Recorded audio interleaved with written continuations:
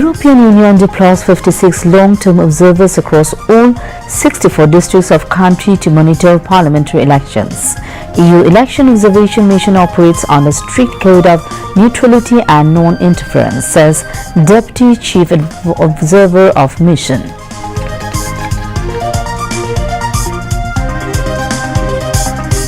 Election Commission continues appeal hearings of 8th day against returning officer's decision over nomination papers for 13th Jatiya Sangshad elections.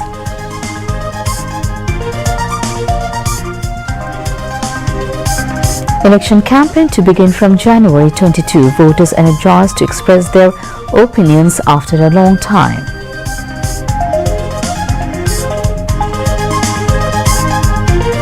Environment, Forest and Climate Change Advisor urges young people to build social movement to curb noise pollution.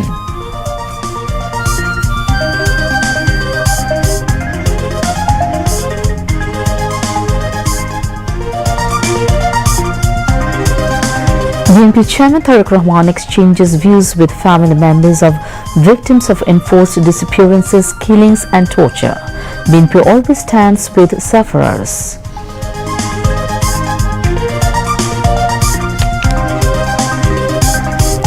US President Donald Trump announces formation of a board of peace to review Gaza situation.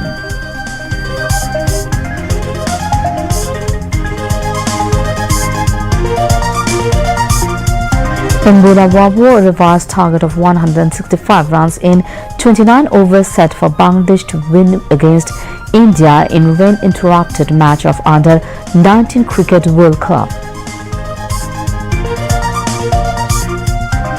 And Nirpur Rangpur Riders Square secure playoff spot, beating Dhaka Capitals by 11 runs in day's first match in BPL cricket. Assalamu alaikum. Welcome to News at 10. This is Shoma Bose welcoming you all. Those were the headlines. Now moving on to the details.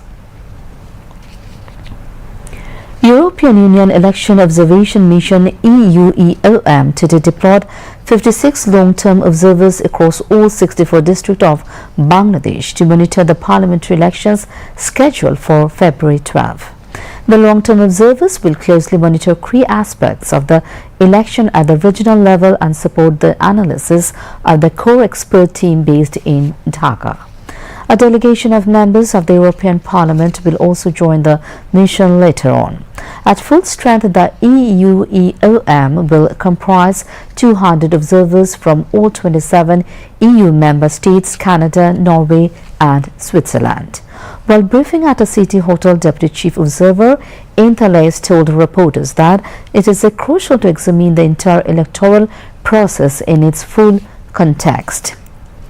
She said the observers are highly experienced, although many of them are visiting Bangladesh for the first time. The Deputy Chief Observer said the long-term observers are a critical element of the mission. Their observation and insights will ground impartial and fact-based evaluation of the electoral process, she said.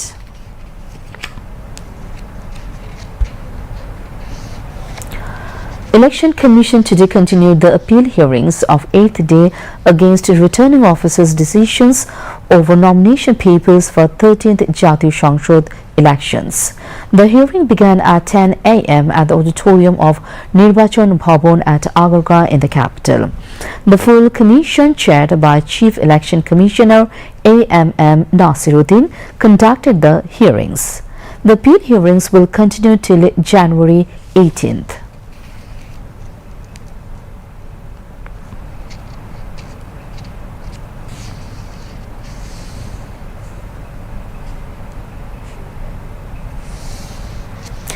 Various government institutions are carrying out nationwide awareness campaign in support of a yes vote in the referendum ahead of the upcoming 13th parliamentary election.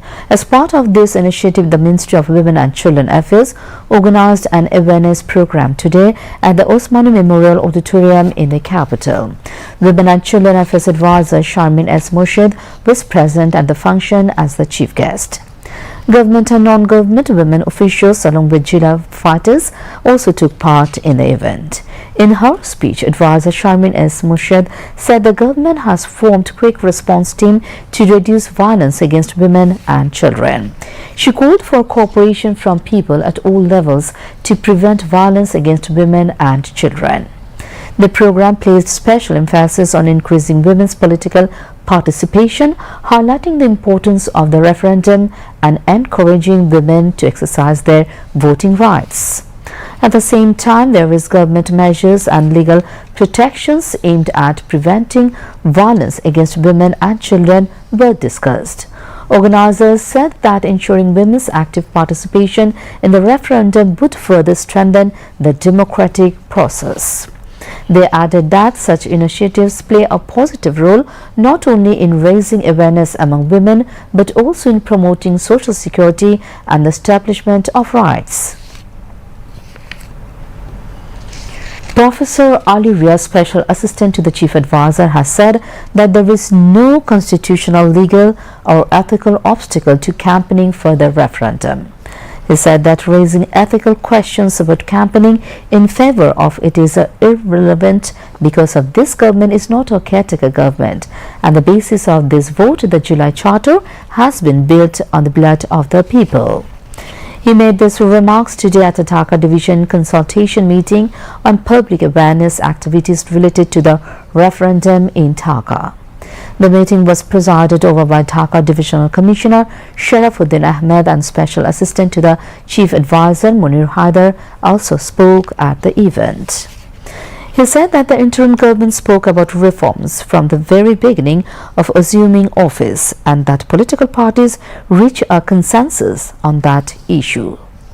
He commented that if a verdict is delivered in favor of the referendum, people's fundamental rights will be expanded. The Special Assistant also highlighted the need for and justification of a yes vote for reforms on issues such as preventing corruption, ensuring justice, freeing elected representatives from party servitude, and defining the appropriate powers of the President. On the other hand, Assistant Munir Haider said that misinformation regarding the referendum must be fought. He said the July Charter is a permanent document for shaping the nation's future. If this truth is properly presented, flash votes will disappear on their own. Information and Broadcasting and Environment, Forest and Climate Change Advisor Saida Rizwana Hassan has called on young people to build a social movement to prevent noise pollution. She made the call today while taking part in a rally organized on Manik Mia Avenue in the capital to raise public awareness about controlling noise pollution. The advisor said efforts must be made to control noise pollution in order to save future generations from becoming hearing impaired. At that time, citing the example of neighboring Kathmandu, the environment advisor emphasized the need to create a noise pollution-free environment in Bangladesh as well. She also sought the activity of the active cooperation of media professionals in raising awareness to prevent noise pollution.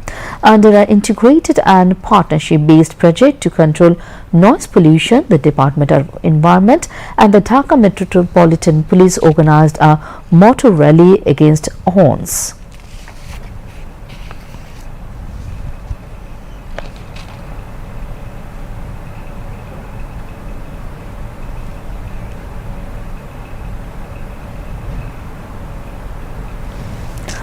BNP Chairman Tariq Rahman said BNP will always stand by the families who lost their near and dear ones in the fight against fascism.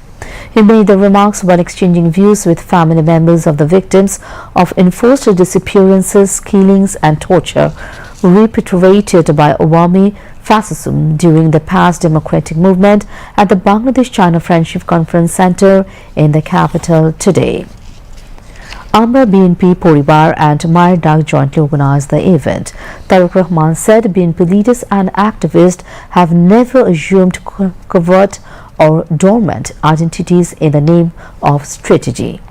Alongside the movement against fascism, the utmost effort has been made to stand by the people who lost their loved ones, mentioning that all the cases fought against BNP leaders and activists during the past government's rule were political and motivated. Tareq Rahman said every case fought against BNP leaders and activists during the fascist era was made with political motives.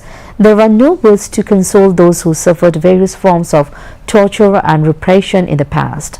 Despite being victims of enforced disappearances, killings and various tortures, BNP leaders and activists did not leave the streets. He further said BNP cannot be suppressed through conspiracies. They have recently seen the controversial role of the Election Commission, but as a political party, BNP will demonstrate patience. If BNP comes to power with the people's mandate, roads and structures will be named after the martyrs who were victims of enforced disappearances and killings. This top BNP leader said some people want to obstruct the path of democracy with various talks and excuses. Everyone must be vigilant so that those who want to hinder the progress of democracy cannot succeed. Because of blocking the path of democracy would be the ultimate injustice to the martyrs, he added. Family members and relatives of victims of enforced disappearances, killings and extrajudicial killing from across the country participated in this exchange of views meeting. BNP Chairman Tareq Rahman listened to the plight of families who have been victims of enforced disappearances, killings and torture for 16 years. The venue became heavy with the cries, wails and deep sighs of the relatives. The event was jointly conducted by Sanjida Islam Tuli, coordinator of MyDab, and Zahidul Islam Rani, a member of Amra BNP Poribar.